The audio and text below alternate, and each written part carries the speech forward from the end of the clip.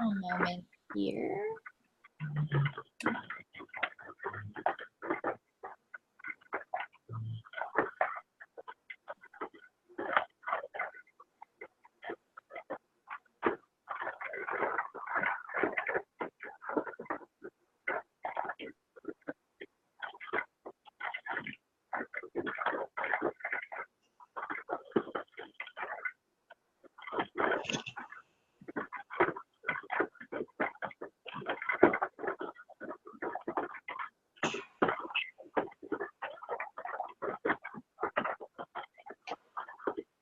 All right, we're gonna get started.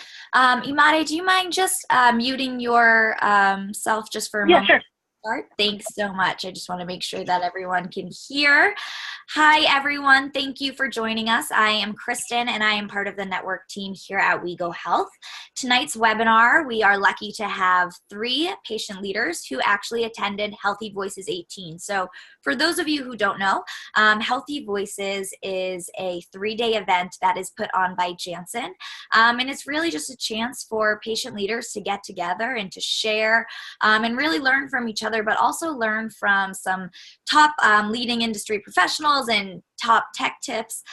They really get a bunch of new content, and they learn things that can help engage with their community, and this hopefully, further empower that patient voice. So tonight we're going to get a little breakdown for all of those who missed out. We're going to go into what the biggest takeaways were, what it's like to go to Healthy Voices, how you can get involved, and maybe how you can land a spot there next year. So to start, I want to jump into introductions with our patient leaders that we have tonight. Let's start with Daniel. If you just want to give your name, what you advocate for, a little bit about yourself, that'd be great. Sure. My name is Daniel G. Garza. I am in Laguna Beach, California, originally from Texas, where I began my advocacy work. I am an HIV/AIDS advocacy representative, I guess, focusing more on education geared towards high schools, colleges, and universities, speaking to them about prevention and basic education, sex education. That's it. Awesome. Thank you so much for joining us tonight. And Howard, we have Howard Chang as well. Hey everyone, it's Howard Chang. I am a psoriasis advocate. I've had psoriasis for almost 40 years. I've actually been to all of the Healthy Voices conferences. Was an advisor the second year, and also as a Healthy Voices Impact Fund advisor last year and this year. I mostly blog. I have a blog on everyday health, just past 10 years, called The Itch to Beat Psoriasis. So do like to do a lot of writing, and also volunteer with the National Psoriasis Foundation in advocacy and social media. Yeah, I like how you said, I've just been blogging for the past 10 years. Okay, that's not a joke. And then we also have with us tonight Imade. She's not able to join us on video, but she is on the call. So let's hear from her. Hey everyone, I'm Imade. I'm the founder of Depressed While Black, and it's an online platform that shares mental health stories through an African American lens. And it all began when I was in my MFA program and I didn't know what to write about, and I didn't think I had a hard life. Then I thought about, okay, what's the biggest problem going on in your life? And it was major depressive disorder. And so I turned that thesis into an in-progress book, and now it's an online platform, and we just share a bunch of stories about what it's like being, depressed and Black, and experiencing a lot of challenges, also adapting to adversity. So that's what I do. Wow, incredible. I had no idea that it started from your thesis. That's really, wow, really awesome, really incredible stuff. So as you guys can see, we have some pretty tremendous patient leaders who are truly making an impact, which is clearly why they ended up at Healthy Voices. So if one of you could just take a stab at maybe explaining what Healthy Voices is. I know I gave a brief overview, but maybe what it is and, what a day is like going to Healthy Voices. I know not everyone jump at once. I know. I guess I'll jump in. This year was my second year at Healthy Voices, and this year I was one of the advisors to Healthy Voices. Also, my first year presenting. I guess since everybody talked about their projects, I'm also a podcaster.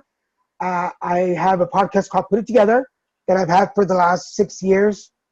We just passed the 200 episodes.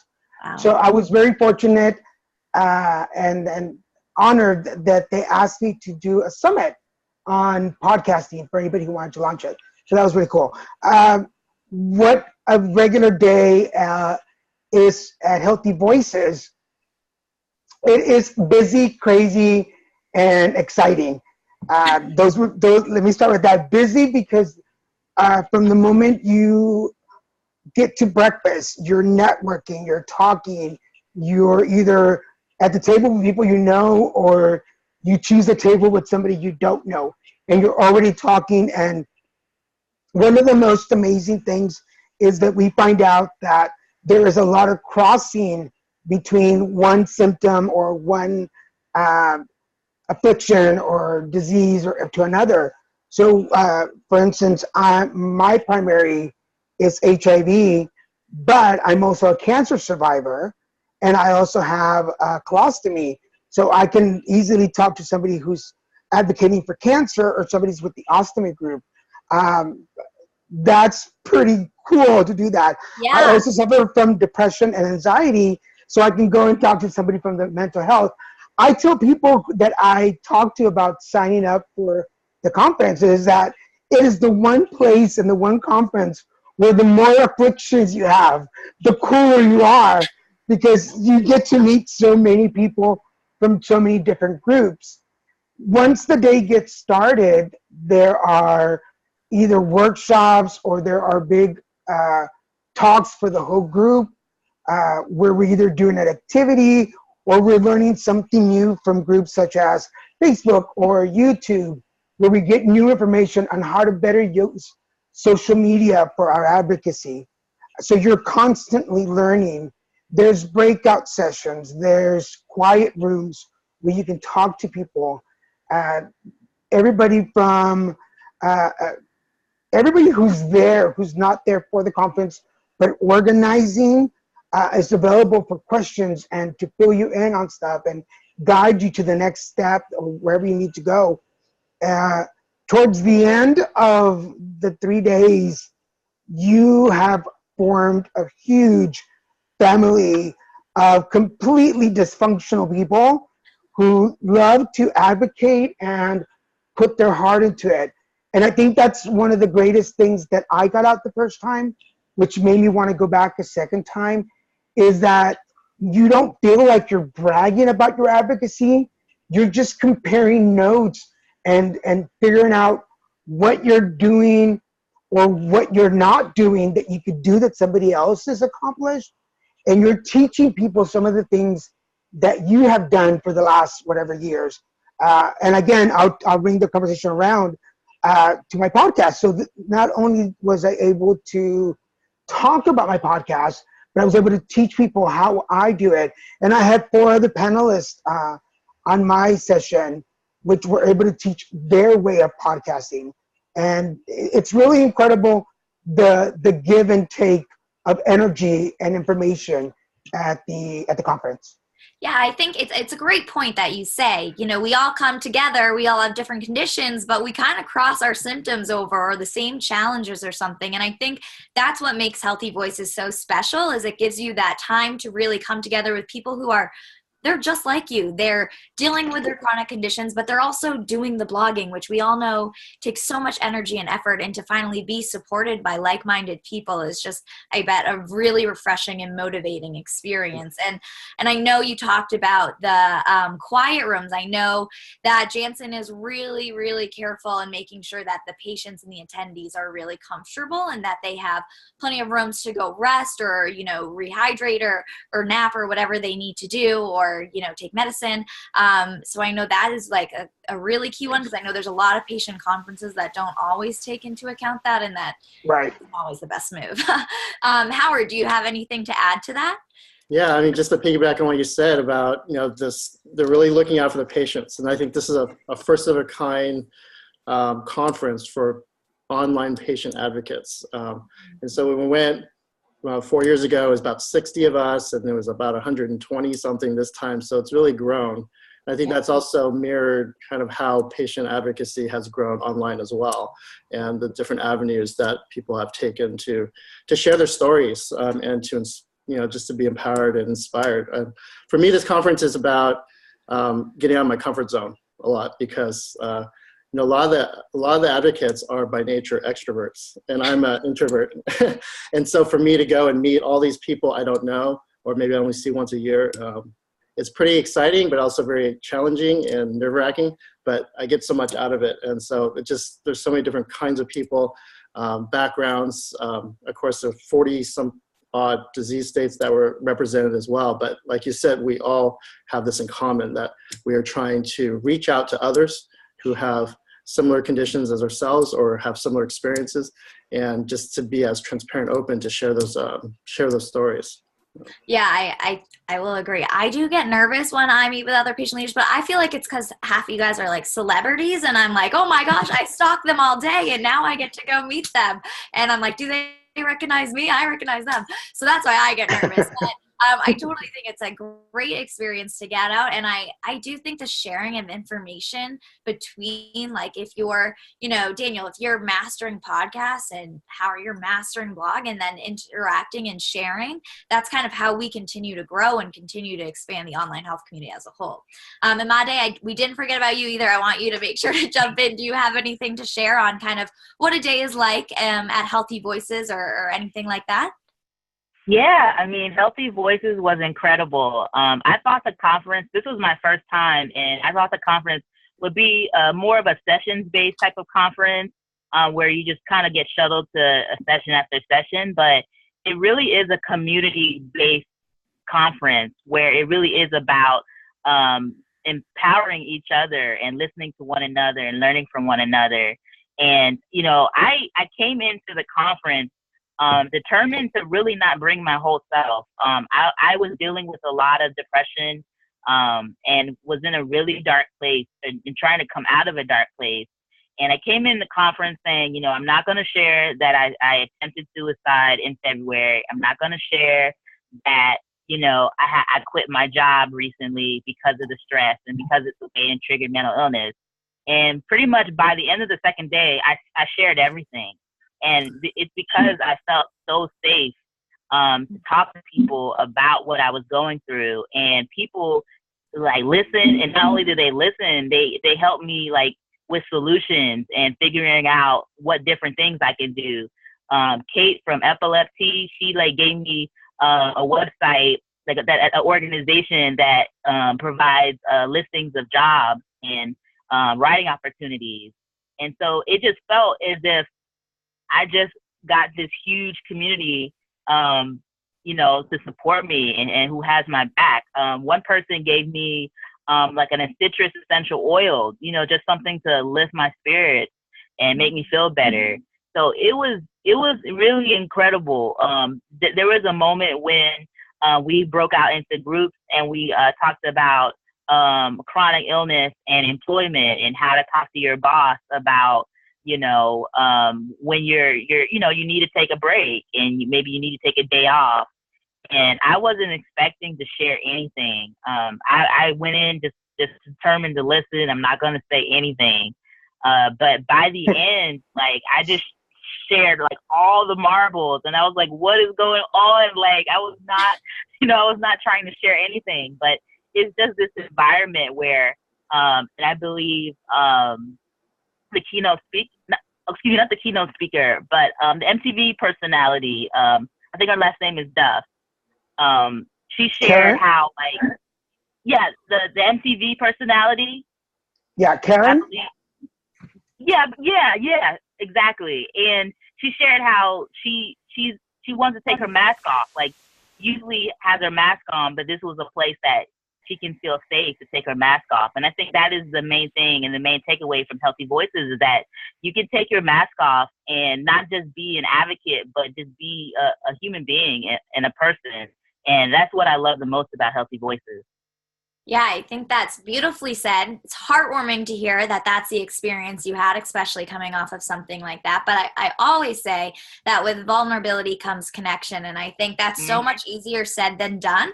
As an advocate myself, that's something I'm struggling with. I can blog all day long about what we should be doing as a patient, but am I really doing that and being vulnerable and telling, people around me things? So I think that to have all of those people in a room really reminds you, why we're doing this, but also to make sure that you're applying it to yourself as well, and that you need to take care of yourself, which is something every patient leader needs to hear probably like every day.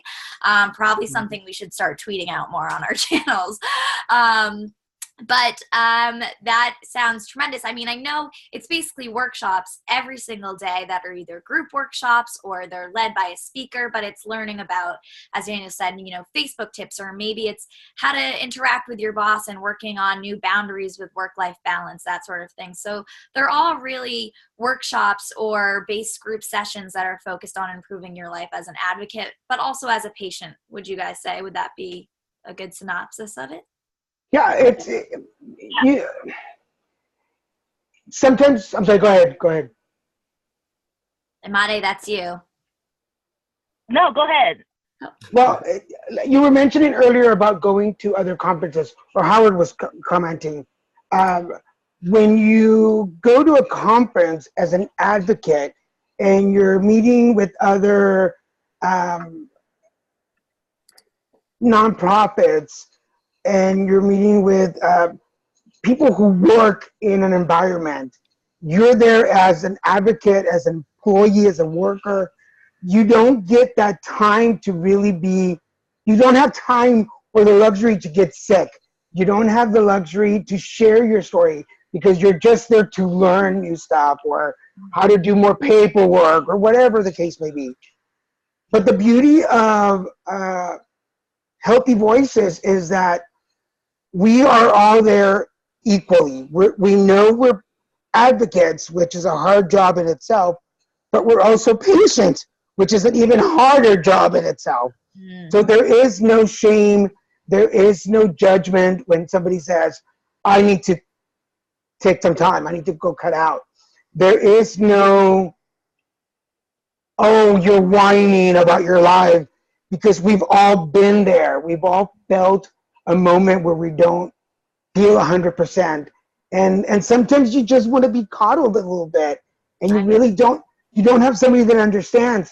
But all of a sudden you walk into this room and there's 122 people who totally understand what it is to give your time to your passion, but that once in a while you need to be carried a little bit. Yeah, I'm imagining either we're all like fist pumping in that room, like everyone's inspired, or we're all like hugging each other and like emotionally supporting. That's how I imagine Healthy Voices. Yeah.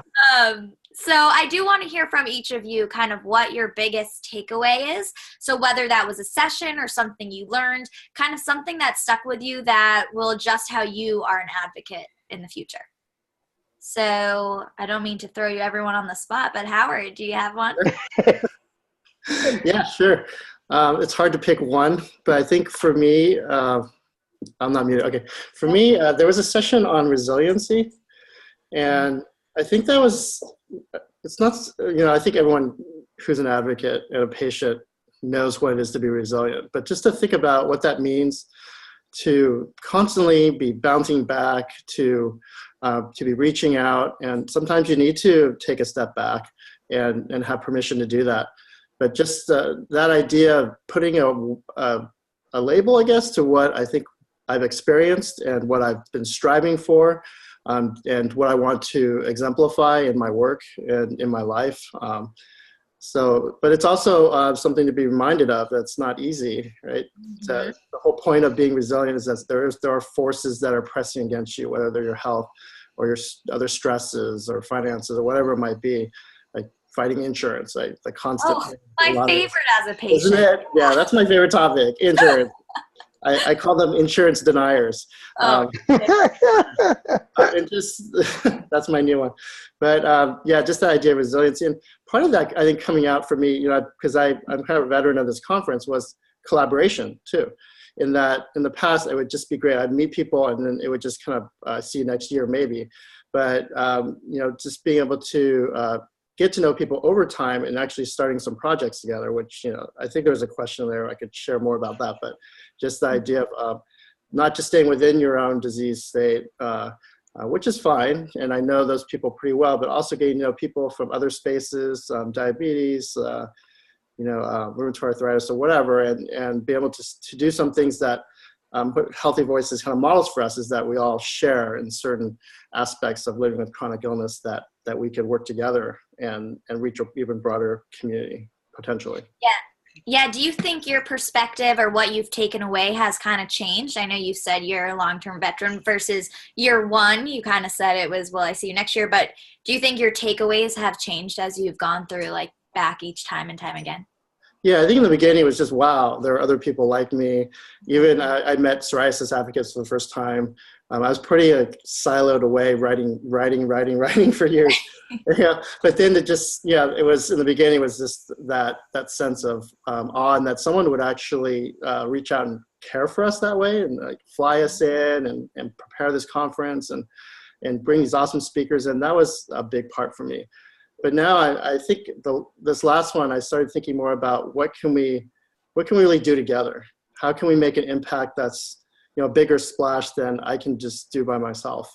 How can we, like I said, cross those barriers or those divides that, you know, we naturally have, and it kind of build that synergy together.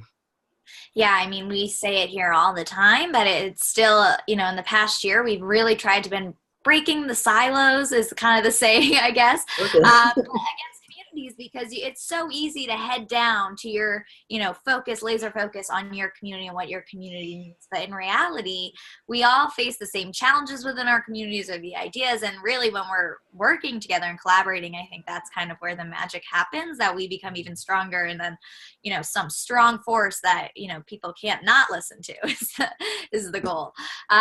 So thank you for sharing that, Howard.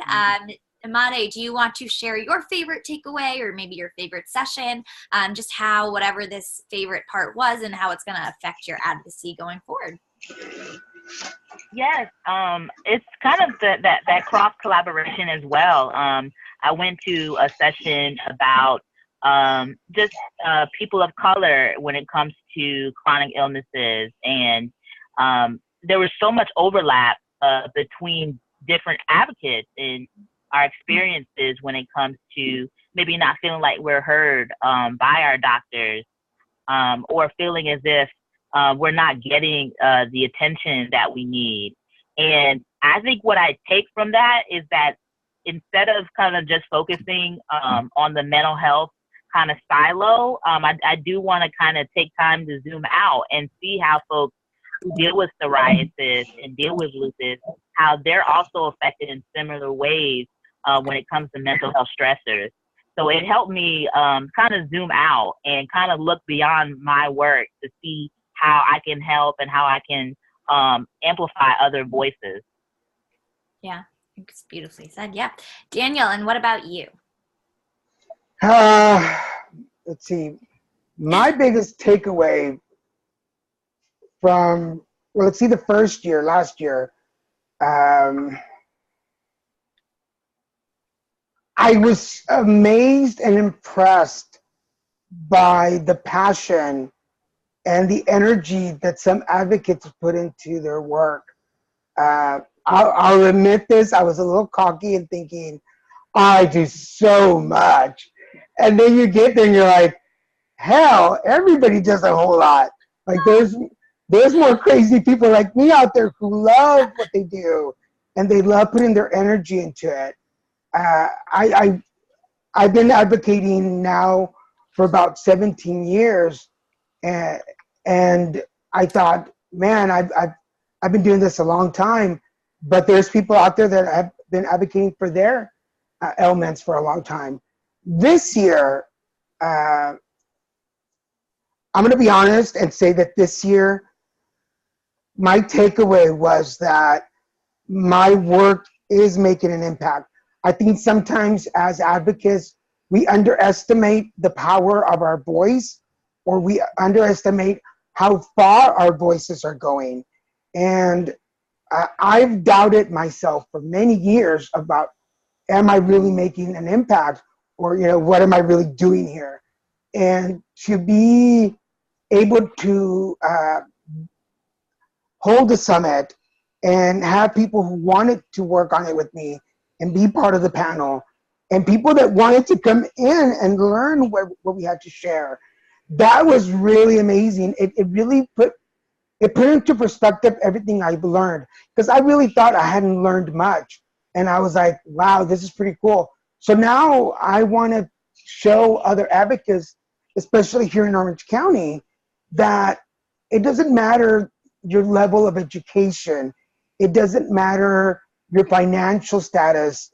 What matters is what you've learned and how willing you are to share that. And that makes you ready to be an advocate. That gets you started.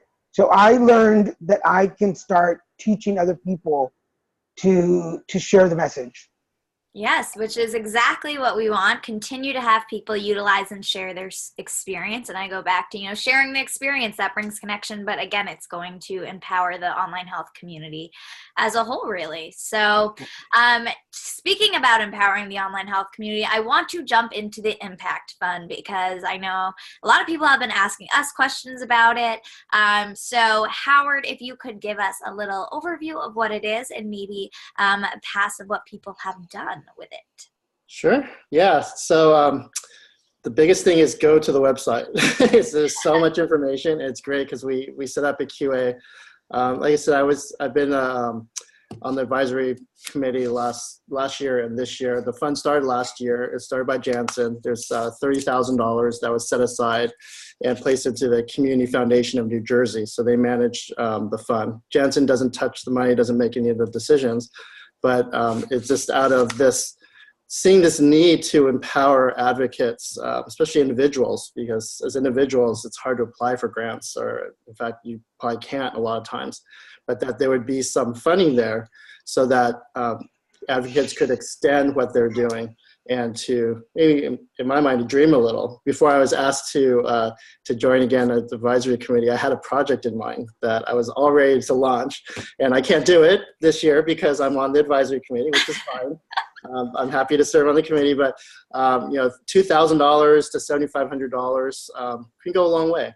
It covers labor costs. It covers if you have consultants or if you have people who write, let's say if you have a website or something. But it's for any online advocates who want to make an impact into, to help caregivers, to help patients, whatever it is. It can be in any chronic illness category. And so I really appreciate Janssen and Community Foundation for putting this together. There's a ton of information. So you can just go to the HealtheVoices website. Is probably the easiest thing. Just go to www.HealtheVoices, and on the far right, there's a tab for Impact Fund. I'll shoot the link in the information in the chat box. But I just want to clarify, do you have to be an attendee to apply for the fund, or?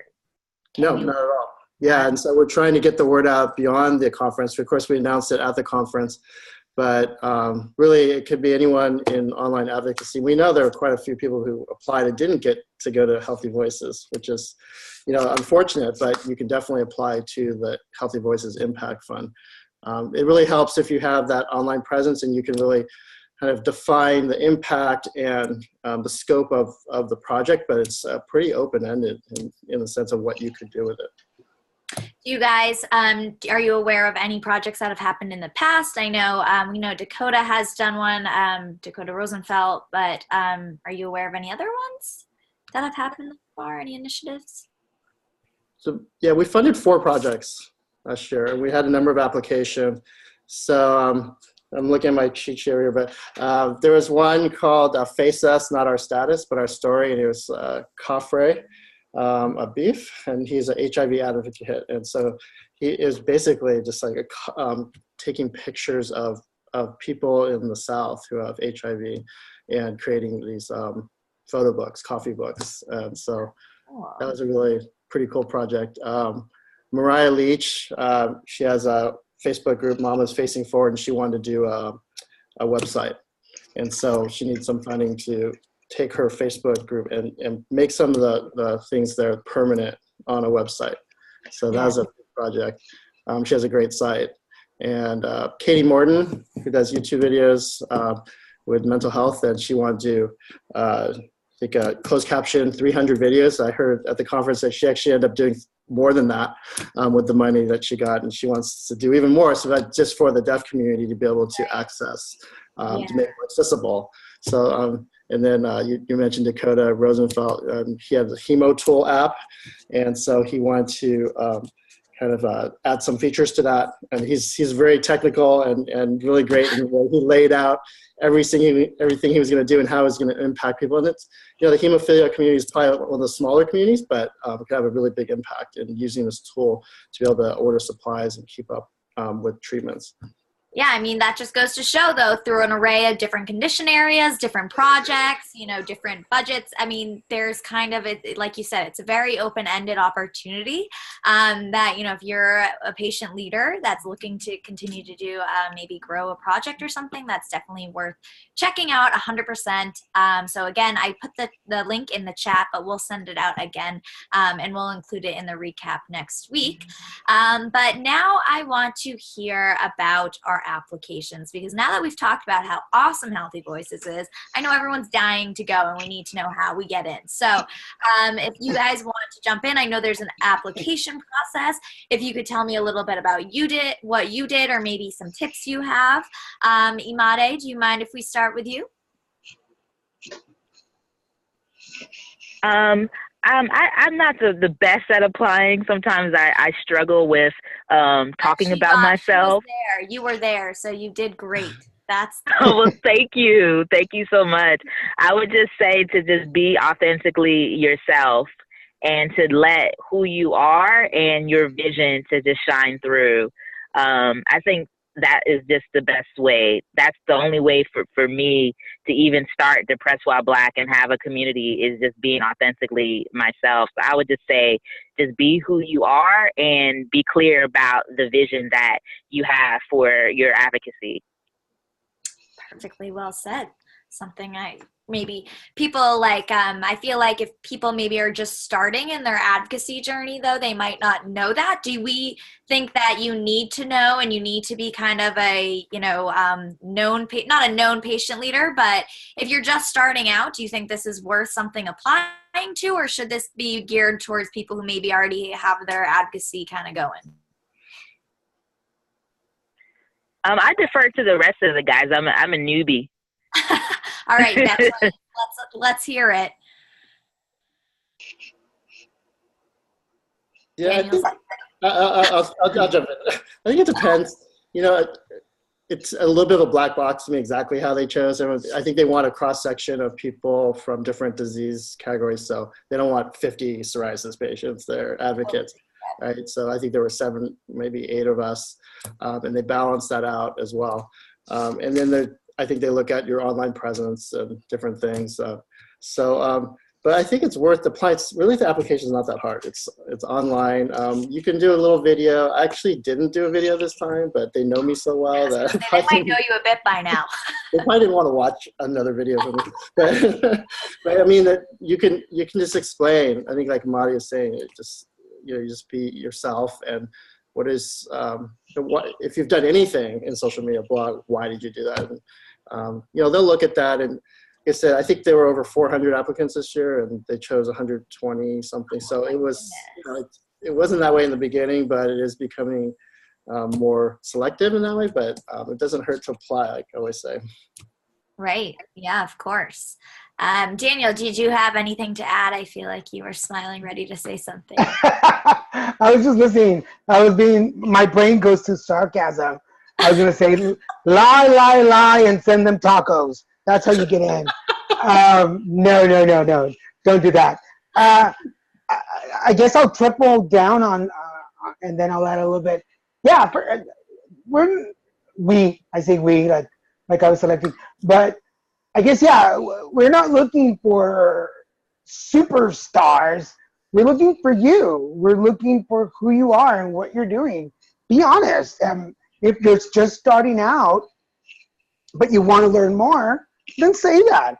If you've been around for a little bit but just haven't been discovered, then talk about that. And, you know, there's resources there that will help you get noticed or take your online presence to the next level. I don't know, I'm me, and I don't know that there's a whole lot of people like me, thank God. I'm just energy. Put your energy out there. Even as Imani is saying, like, oh, I don't, but even that is energy. I think when they're looking through the applications and the videos and the essays, whatever, your energy will come through, your sincerity, your passion.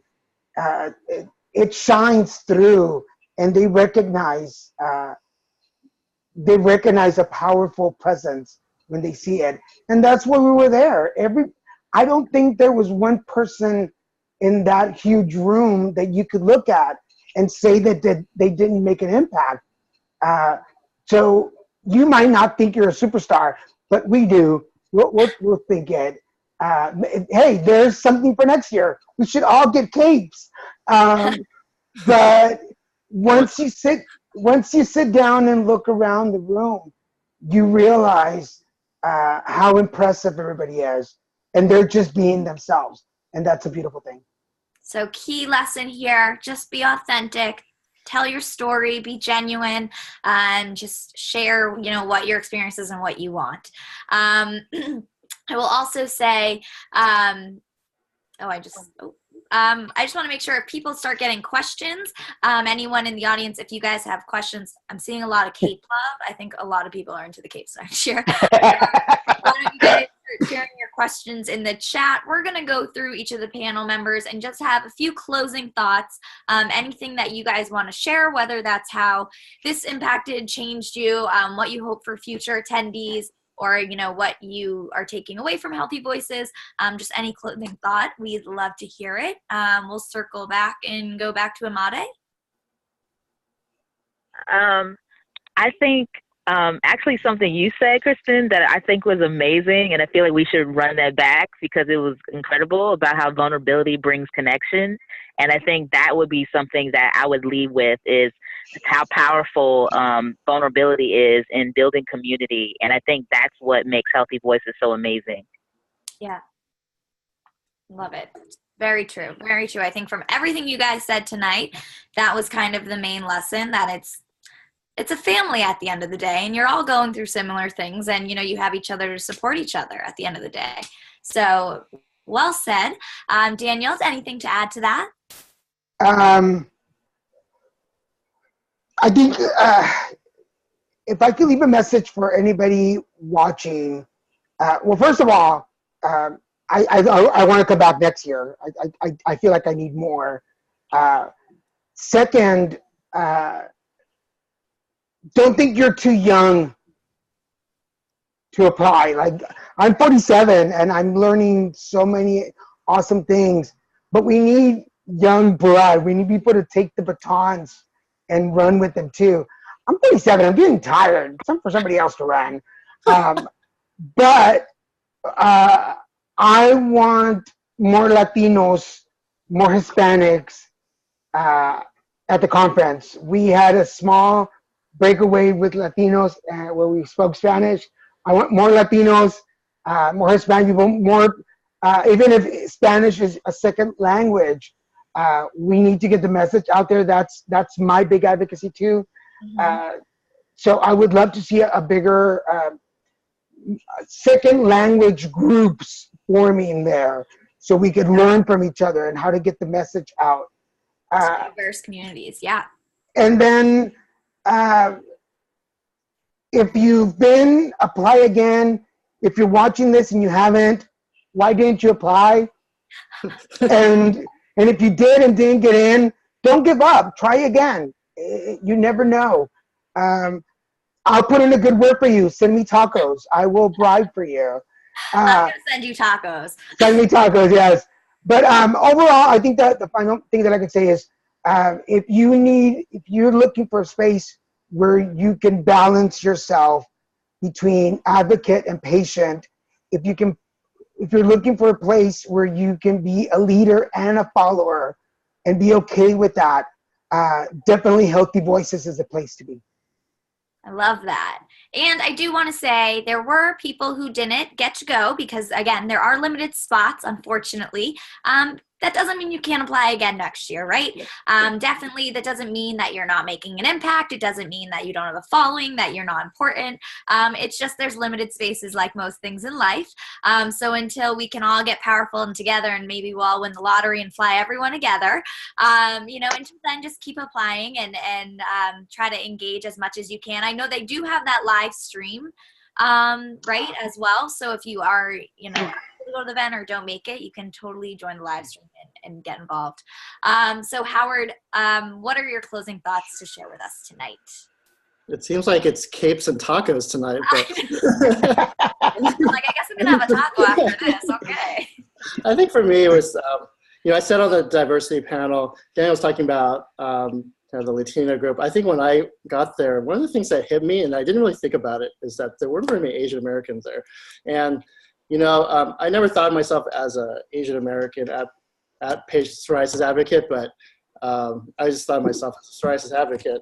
But at the same time, I think that sitting on that panel reminded me that there are a lot of kind of corners of the world that are not being reached, and that whoever you are, one thing I shared in that panel is that you advocate out of your uniqueness, that who you are and what your background and who you're created to be is actually kind of lead you to where you advocate. And maybe you're the one person who can go to that place that no one else can go to.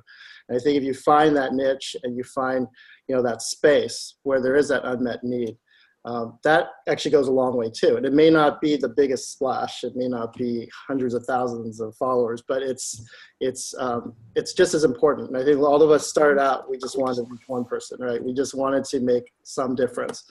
And so I think that's kind of where you get started. And then the other thing I mentioned the collaboration. So I would be remiss if I didn't mention that we started a Facebook group. A couple of us, Kathy Kramer and Molly Schreiber and I, started a chronic parents Facebook group out of a session. Yeah, we just and we have a Twitter chat coming up on Sunday, so you can check us out, Chronic Parents. And so is that the hashtag Chronic Parents? Yeah, and that's also our Twitter handle too, our Instagram handle. But the whole thing was that we went to this parenting with chronic illness session that Molly and I were leaders of, and we just realized that especially for parents with older kids, there wasn't a lot out there, and so we said we're gonna step into that space and start this, and it's been going great so far. It's only been a little while, but that's a great idea. Yeah. But see, I didn't even think, but that is true. It's like a community with an unmet need. That's perfect. That's exactly what we got to look for. I have 2 teenagers and a college student, so I think there's kind of unique things that are true for parents who have chronic illnesses, and some of us have kids with chronic illnesses too. So anyway. Please join us. Yeah, definitely. I got the hashtag in there. Everyone check that out, especially if you're a parent. That's definitely going to be an informational chat. I'm sure of it. Okay, so I'm feeling super inspired by all 3 of you. I know people are saying in the chat they're feeling ready to apply. Unfortunately, it was a year ago, so we have to wait a whole other year, but this is all the time to work on your application and your advocacy and make sure you're ready to rock and roll. But we do have one question before we go, and I'm realizing it's a pretty important one. Cost of Healthy Voices. Doesn't cost anything, right? Uber expensive. I had to sell a kidney to go there. So the best part about Healthy Voices is that Janssen will supply travel, so you do not have to pay. You're there as their invited guest, and everything is catered to you. So that's the best part, I would say. After the whole getting to know each other, meeting people, and getting inspired, the free part is definitely one of the top parts. But thank you, everyone. Do we have a date for next year? That's one question. I don't believe so. Anyone on the advisory board know? It's been like 3rd or 4th weekend of April, I think. Yeah.